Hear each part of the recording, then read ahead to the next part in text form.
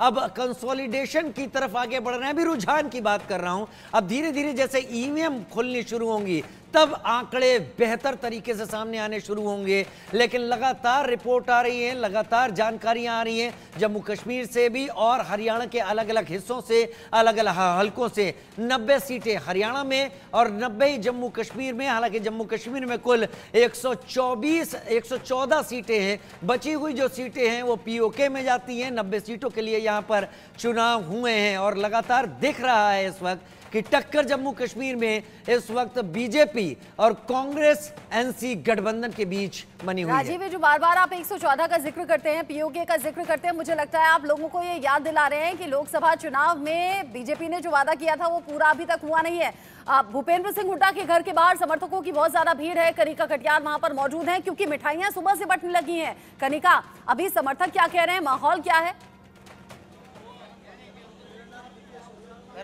देखिए, बिल्कुल मिठाई बंटना शुरू हो चुकी। तमाम समर्थक जो हैं वो भूपेंद्र सिंह हुड्डा के घर के भीतर मौजूद हैं। भूपेंद्र सिंह हुड्डा भी जो है अपने कमरे से बाहर आ चुके हैं, तमाम समर्थकों से मिलते हुए नजर आ रहे हैं। और उसके अलावा तमाम जो समर्थक है, कार्यकर्ता है, वो यहाँ पहुंचे हुए हैं। जश्न का माहौल की शुरुआत जो है वो कहीं ना कहीं हो चुकी है और कांग्रेस को लगता है कि उनकी जो सीट है वो बढ़ेगी, सत्ता इस बार उनको हासिल होगी। तमाम कार्यकर्ताओं का भी यही दावा है। लेकिन मैं आपको वो तस्वीर दिखाना चाहूंगी। तमाम जो लोग हैं वो इस वक्त यहाँ पे हैं। एक एक रिएक्शन लेते हैं। क्या लग रहा है, क्या माहौल है इस बार? बहुत बढ़िया माहौल है, वो तो आपको दिख ही रहा है। 80 पार, भूपेंद्र हुड्डा जिंदाबाद और जीत हो चुकी। मंत्री बनेंगे, मुख्यमंत्री बन चुके हैं। आप बताइए। बिल्कुल 70 पार, बहुत बढ़िया चल रहा है। सीटें आएंगी 70 पार है जी। 70 पार? हाँ जी। मुख्यमंत्री या कुमारी सैलजा? ना भूपेंद्र हुड्डा। भूपेंद्र हुड्डा बोल रहे। क्यों बनेंगे हुड्डा? उनकी सारी उसने टिकट उनने दी, उसके आशीर्वाद से, भूपेंद्र के आशीर्वाद से पब्लिक साथ हुई है। चलिए, तमाम जो लोग हैं, समर्थक हैं, वो इस बात का दावा कर रहे हैं कि पूरे चुनाव में भूपेंद्र सिंह हुड्डा और दीपेंद्र सिंह हुड्डा ने मेहनत करी है, इसीलिए उनको मुख्यमंत्री बनना चाहिए। हालांकि पार्टी आलाकमान को डिसाइड करना होगा नतीजे के बाद कि कौन मुख्यमंत्री होगा, लेकिन हलचल जो है वो बढ़ गई है। मुख्यमंत्री, माफ कीजिएगा, पूर्व मुख्यमंत्री भूपेंद्र सिंह हुड्डा जो है वो कहीं ना कहीं बाहर निकले हुए हैं। वो मीडिया से बात कर रहे हैं और हम इंतजार कर रहे हैं, अगर वो कोशिश करेंगे वो बाहर आए तो हम उनसे बात कर सके। लेकिन तमाम जो समर्थक हैं इस दौरान जो है वो यहाँ पे मौजूद हैं और जश्न का माहौल जो है वो देखने को कहीं ना कहीं मिल रहा है। इसके अलावा तमाम जो लोग हैं वो यहाँ पहुंचे हुए, देखिए किस तरह से और जिस तरह के रुझान आना शुरू हो चुके हैं, इन कार्यकर्ताओं के अंदर भी एक मनोबल बढ़ता हुआ नजर आ रहा है। और इसके अलावा तमाम जो लोग हैं वो यहाँ पे मिठाइयाँ मंगवाई गई हैं और इस बार कांग्रेस पार्टी कहना है कि लड्डू नहीं, जलेबी के साथ जो है जश्न मनाया जाएगा। लेकिन इंतजार करना होगा और अब से कुछ देर में कहा जा रहा है कि भूपेंद्र सिंह हुड्डा जो है वो बाहर निकलेंगे और हो सकता है कि वो मीडिया से बातचीत भी करें। लेकिन इस बीच मैं आपको तस्वीर दिखा रही हूँ कि किस तरह से तमाम जो कार्यकर्ता है वो यहाँ पे मौजूद है और कहीं ना कहीं कांग्रेस पार्टी के कार्यकर्ताओं को, नेताओं को ये लगता है कि इस बार हरियाणा में 70 पार की सरकार जो है वो कांग्रेस के खाते में आएगी। लेकिन काउंटिंग लगातार जारी है। देखना दिलचस्प होगा कि जो बड़े बड़े दावे और वादे किए गए वो क्या कांग्रेस के खाते में सीटें आती हैं, जनता ने यकीन किया है कि नहीं किया, ये तमाम बातें जो है वो नतीजों पे निर्भर करती है। जी, कांग्रेस लगातार ये नारा लगा रही है कि कांग्रेस 75 पार और बीजेपी जमुना पार। यहाँ मिठाइयों में आज जलेबी चुनी गई है। जलेबी यानी कि मोहब्बत की दुकान से आने वाली मिठाई, और लोग मिठाइयाँ खिलाकर, जलेबी खिलाकर एक दूसरे को बधाई दे रहे हैं। जो समर्थक वहाँ पर मौजूद हैं, कनिका, उनसे बात कीजिए, उनसे पूछिए अगर कांग्रेस बहुमत हासिल कर रही है तो उसके पीछे वजह क्या है, और कांग्रेस का आगे बढ़ना और बीजेपी का पिछड़ना, इसके पीछे वजह क्या है? बिल्कुल, जिस तरह से रुझान जो सामने आ रहे हैं, बीजेपी पीछे, कांग्रेस आगे, क्या कहना चाहेंगे? जो नतीजे सामने देखने को मिल रहे हैं, रुझान आ रहे हैं, क्या लग रहा है, क्या माहौल पलटेगा या यही रहेगा?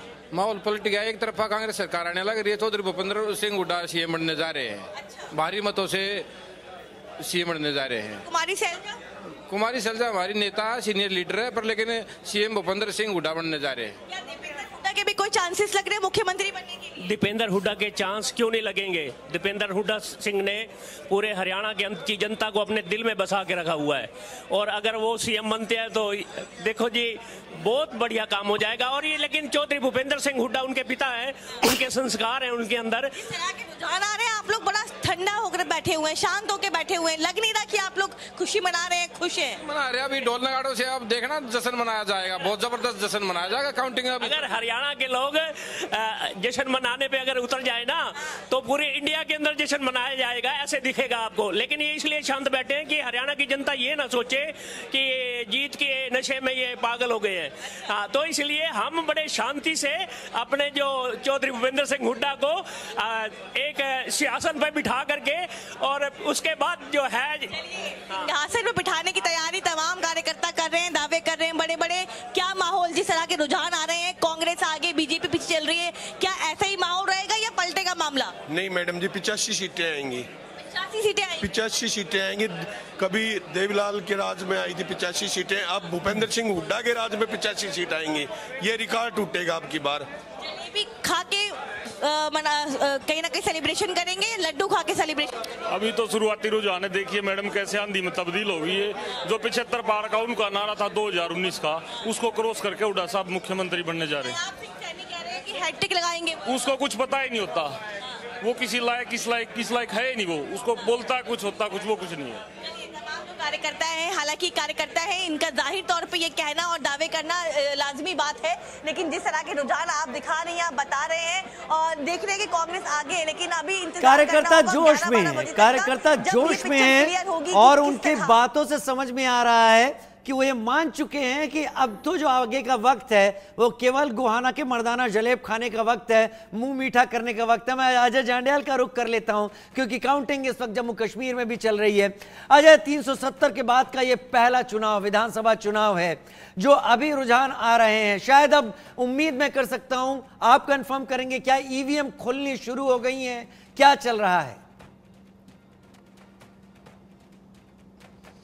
राजीव, बिल्कुल लगभग 40 मिनट का समय हो चला है जब ईवीएम जो है वो खुली है और उसके बाद के जो नतीजे आना शुरू हैं वो अपने आप में बता रहे हैं कि कहीं ना कहीं अब जो रुझान है वो आहिस्ता आहिस्ता जो है वो कहीं ना कहीं लोगों को सरप्राइज करते दिखेंगे। अभी अगर शुरुआती रुझानों की बात करें तो वैष्णो देवी से बलदेव राज शर्मा जो बीजेपी के कैंडिडेट हैं, कुल बीजेपी 13 सीटों पर आगे जो है वो चल रही है। इसके अलावा उधमपुर ईस्ट से रणबीर सिंह पठानिया जो पूर्व एमएलए हैं वो आगे चल रहे हैं। चनैनी से बलवंत सिंह बनकोटिया जो है वो सबसे ज़्यादा अभी तक की शुरुआती लीड जो है लगभग 3850 वोट की लीड उनकी चल रही है। पहले जम्मू कश्मीर पैंथर पार्टी में रहे हैं, उसके बाद वो बीजेपी ज्वाइन किया था उन्होंने।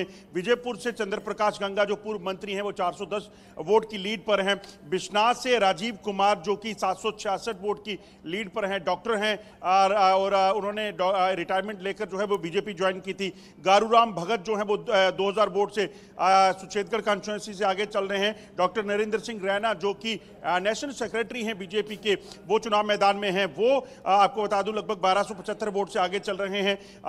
जो जम्मू साउथ कॉन्स्टिट्यूंसी है, युद्धवीर सेठी जो कि वाइस प्रेसिडेंट हैं बीजेपी के, वो इस वक्त आगे चल रहे हैं, लगभग 290 वोट से वो आगे हैं। देवेंद्र सिंह राणा वो 200 वोट से आगे चल रहे हैं नगरोटा विधानसभा से। उनको इस वक्त कश्मीर में बाकी जो निर्दलीय विधायक चुने जाएंगे उनके साथ संपर्क साधने के लिए तरुण चुग के साथ भेजा गया है। अरविंद गुप्ता जो है वो आगे चल रहे हैं 2300 वोट से। इसी तरह से श्यामलाल शर्मा पूर्व मंत्री वो आगे चल रहे हैं। सुरेंद्र कुमार जो है वो मड़ कॉन्स्टिट्यूंसी से आगे हैं और मोहनलाल एसएसपी पूर्व एसएसपी जो है वो आगे चल रहे हैं 2000 वोटों से अखनूर कॉन्स्टिट्यूंसी से। वहीं कांग्रेस की अगर बात की जाए तो कांग्रेस जो है अभी तक सिर्फ 4 सीटों पर आगे चल रही है, जिसमें कांग्रेस हालांकि बड़ा दम भर रही थी। राहुल गांधी और तमाम नेता उनके भी जम्मू कश्मीर पहुंचे थे, मगर जो लग रहा था वैसा ही प्रदर्शन इस वक्त दिख रहा है। डूरू से गुलाम अहमद मीर जो है वो आगे चल रहे हैं, नेशनल जनरल सेक्रेटरी हैं। अनंतनाग से पीरजादा मोहम्मद सईद जो हैं वो लगभग 93 वोटों से आगे चल रहे हैं। इंद्रवाल से आपको बताऊं मोहम्मद जफरुल्ला जो कि लगभग 2400 वोटों से आगे चल रहे हैं।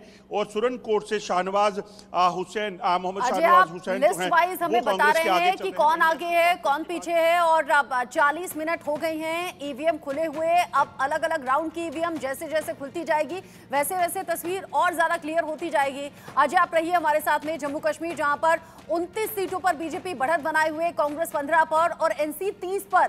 यहां पीडीपी 5 पर नजर आ रही है और जो अदर्स हैं उस पर नजर लगातार बीजेपी की भी बनी हुई है। हमारी भी जो 10 नंबर पर आगे, और हरियाणा जहां पर 25 सीटों पर आगे है बीजेपी और 55 सीटें कांग्रेस आगे बढ़त बनाए हुए। लेकिन जेजेपी खाली है, आप खाली है राजीव। जी हाँ, लेकिन हमारी संवाददाता पिंकी धनखड़ इस वक्त गन्नौर में मौजूद हैं। कांग्रेस जिस तरीके का प्रदर्शन शुरुआती रुझानों में दिखा रही है, उसको लेकर वहां पर उनके पास जाना बनता है। पिंकी ने कुछ लोगों से बात की, आइए देखते हैं लोग क्या कह रहे हैं। मंगलवार का दिन है आज और हरियाणा के लिए काफी